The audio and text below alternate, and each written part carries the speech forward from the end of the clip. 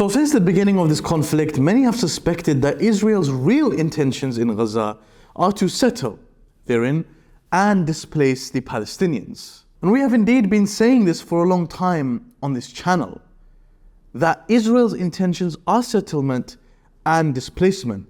And all the while, Israeli apologists insisted that Israel was only fighting Hamas. An Israeli real estate firm would publicly push for and advertise the building of settlement in Gaza. And we were told by the Israeli news outlet Haaretz that this was all a joke. As Israeli soldiers blew up buildings in Gaza whilst recording messages for their families, or just for fun, we were made to believe that this was somehow necessary for defeating Hamas. For goodness sake, the Israeli ambassador herself would suggest that destroying everything in Gaza was necessary. One of the things we realized that every school, every mosque, every second house has an access to tunnel. So this is, and of course ammunition. But that's an argument for destroying the whole of Gaza, every single building in it. So do you have another solution how to destroy the underground tunnel city, that this is the place where the terrorists hide,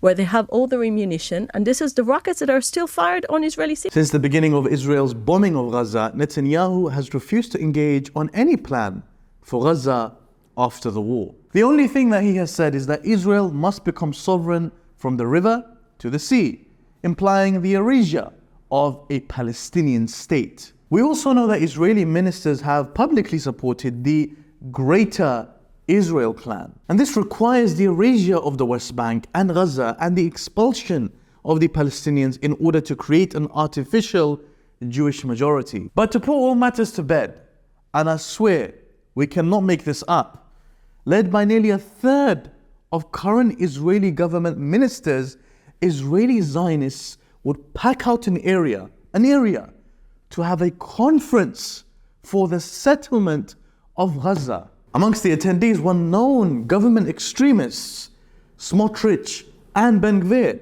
alongside 11 government ministers and dozens of members of the Israeli Knesset. This is happening publicly, it's being filmed. These are not some ineffectual members of Israel's parliament, some side people, but rather governors of the country shaping its policies in Gaza. And they are the only ones who are prepared to publicly show this type of rhetoric. What about those who are silent with their rhetorics? It should also be understood that without these members, the current Israeli government would fall apart. The right-wing coalition is often infighting, and threats often come that if the war ends, they will tear apart the government, which would lead to an election and the end of Netanyahu's political career.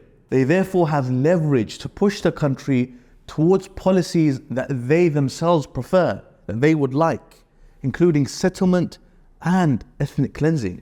The images from the conference are unsettling to say the least. Extremist Zionists jump around and dance in a party-like atmosphere. A covenant was signed on the day to commit to what the Zionists see is land that they have a right to. Leaflets were handed out which included the writing, "Come and build your house in Gaza." The Times of Israel, writing on the event, described how videos were played showing the demolition of homes in Gaza.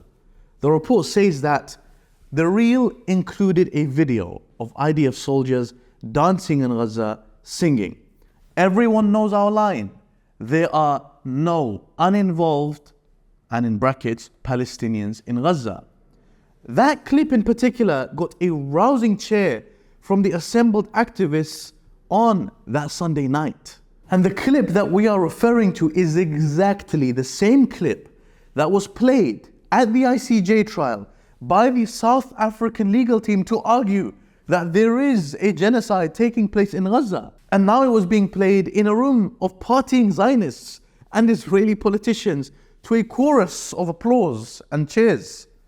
Unbelievable. You can't make this up. The same report quotes the communications minister 𝐒𝐮𝐬𝐜𝐫𝐢𝐛𝐞 using a principle in Jewish law which says that one can be forced into performing certain religious obligations, as he uses that to say that Gazans may be encouraged to voluntarily leave or be put in a situation where they are forced to do so.